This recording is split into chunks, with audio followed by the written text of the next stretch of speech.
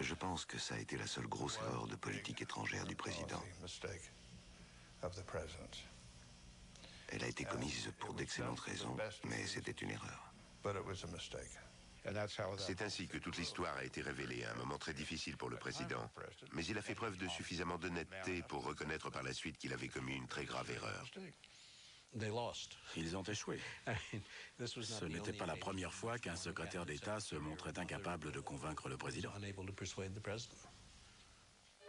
Sur les conseils de sa femme Nancy, Reagan refuse de s'expliquer devant la nation. Elle a consulté son astrologue et les cartes sont défavorables au président. Vous me posez des questions sur des potins qui sont certes plutôt amusants, mais pas particulièrement importants. Reagan accepte enfin de venir s'expliquer à la télévision. My fellow Americans, for the past 3 months, I've been silent on the revelations about Iran. And you must have been thinking, well, why doesn't he tell us what's happening? Why doesn't he just speak to us as he has in the past when we've faced troubles or tragedies? Let me say I take full responsibility for my own actions and for those of my administration, but no excuses. It was a mistake. I didn't know about any diversion of funds to the conference, but as president, I cannot escape responsibility. Cela dit, Schultz et Weinberger sont restés au gouvernement. Ils étaient parfaitement au courant de tout. Leurs archives, qui sont désormais publiques, sont parfaitement claires. Je les ai informés de la totalité de l'histoire. Ils auraient pu tout arrêter en démissionnant.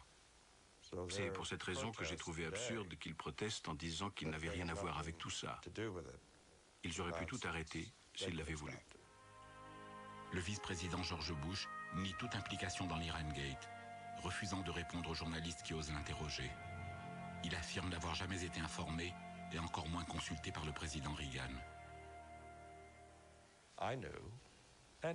Je savais, et lui aussi, qu'il avait été présent à toutes les rencontres. Il en était fier. Il a eu en main toutes les informations et a été mis au courant de toutes les décisions qui ont été prises. Décisions qu'il a d'ailleurs toujours approuvées. Il faut vraiment être culotté pour prétendre le contraire. Oh, je sais qu'il était au courant, bien sûr qu'il était au courant. Il faut tout replacer dans le contexte de l'époque. À ce moment-là, il était candidat à l'élection présidentielle. Et il savait combien cela lui aurait été préjudiciable de reconnaître qu'il était au courant de toute l'affaire et à l'origine d'une grande partie des décisions. Cela aurait détruit l'image qu'il essayait de donner de lui. So help me God. Congratulations. Thank you.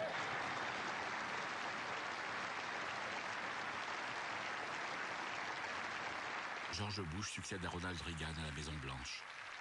En retard sur son rival démocrate, il avait décidé d'axer sa campagne sur le serment au drapeau, le patriotisme, la prière à l'école, la lutte contre la criminalité et le laxisme dans les prisons. Le résultat fut spectaculaire. En quelques jours, il remonta dans les sondages et remporta l'élection par 53% des suffrages.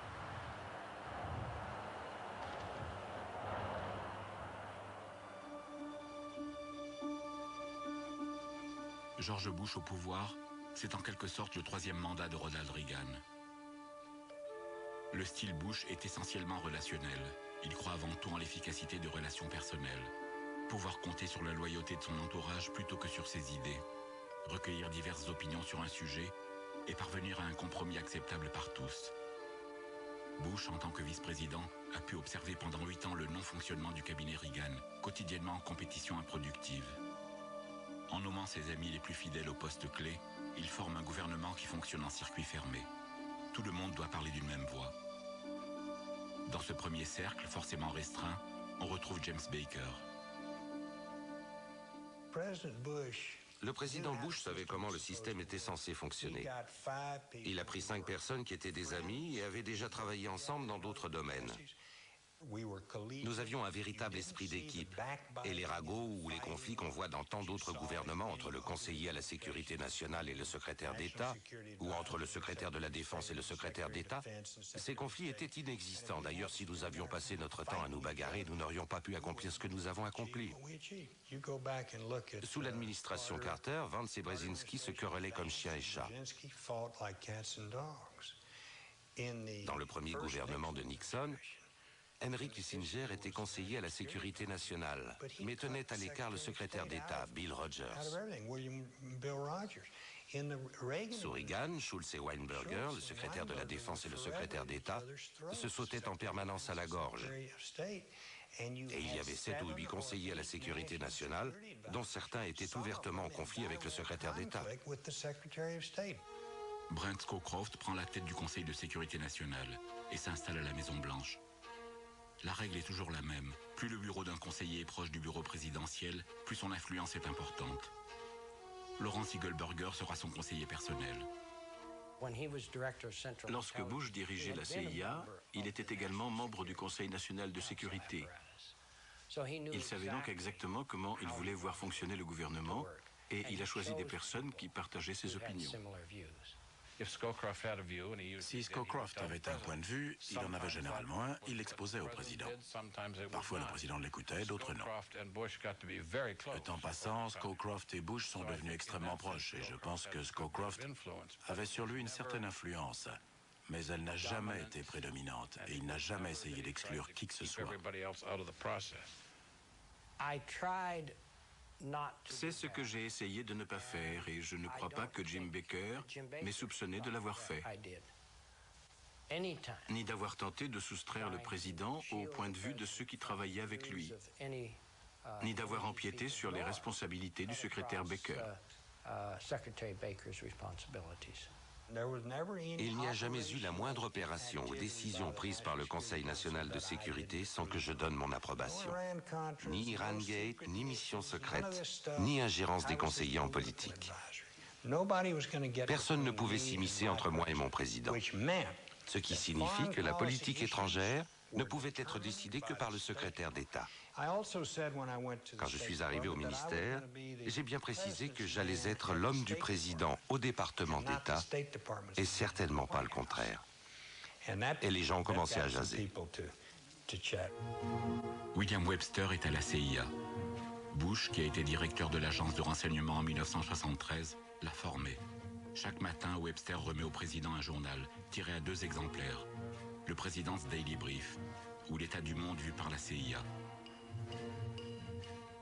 Le président Bush a été très clair sur ce point dès son arrivée. Il nous a réunis et nous a dit « Je m'attends à ce que vous ne soyez pas tous d'accord les uns avec les autres, ce qui est normal. Débattez-en ouvertement, mais sans étaler vos désaccords sur la place publique. Et ne livrez aucune information à la presse qui risque de court-circuiter l'un d'entre vous. Enfin, une fois que j'aurai pris une décision, je veux que vous la souteniez et m'aidiez à la mettre en œuvre. » En novembre 1989, la chute du mur de Berlin prépare la réunification de l'Allemagne et la disparition de l'Union soviétique. Les unes après les autres, les anciennes démocraties populaires chassent les régimes communistes. George Bush, forgé par la guerre froide et ses années à la tête de la CIA, est plus difficile à convaincre. J'ai envoyé un message crypté à remettre au président, lui disant qu'on était proche de l'ébullition, que ça bouillonnait à la surface. C'est l'expression que j'ai employée. Ce que nous ne savions pas, c'était précisément à quel moment et comment ça allait se produire.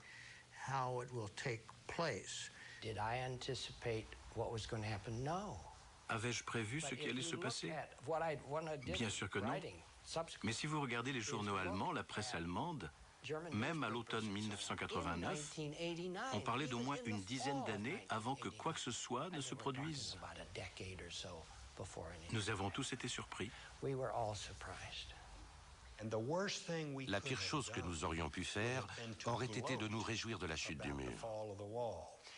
Bush a été fortement critiqué pour n'avoir pas, comme il l'a dit, dansé sur le mur. Je pense que les premiers jours, il était beaucoup moins méfiant que moi. J'étais beaucoup plus méfiant. Je crois qu'il était beaucoup plus sceptique. Je crois qu'aucun d'entre nous ne faisait totalement confiance aux Soviétiques. Je crois que dans aucune grande capitale du monde, vous n'auriez trouvé une seule personne sérieuse pouvant prédire que le mur de Berlin allait tomber d'ici 4 ans et que dans 6 ans, il n'y aurait plus d'Union soviétique. Pas une seule.